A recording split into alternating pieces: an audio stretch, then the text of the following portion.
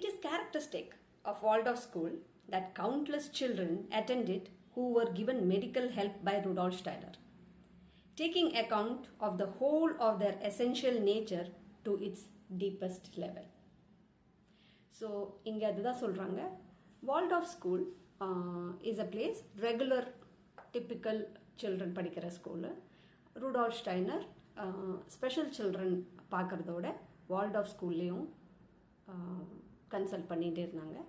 அங்கேயும் நிறைய பசங்களுக்கு மெடிக்கல் ஹெல்ப் மூலமாக நிறைய டிஃப்ரென்சஸ் பிஹேவியரில் மட்டுமே இல்லை, ஹோலிஸ்டிக்காக அவங்களோட ஃபேஸ் ஸ்ட்ரக்சர், அவங்களோட ஒரு happiness, wellbeing, health, focus, attention, behaviour, language, இது எல்லாமே எனி சைல்டு, அது டிப்பிக்கலாக இருந்தாலும் நியூரோ டைவர்ஸாக இருந்தாலும் எல்லா விஷயத்தையும் பார்த்து தான் ரூடால்ஃப் ஸ்டைனர் எப்போவுமே ஒர்க் பண்ணாங்க.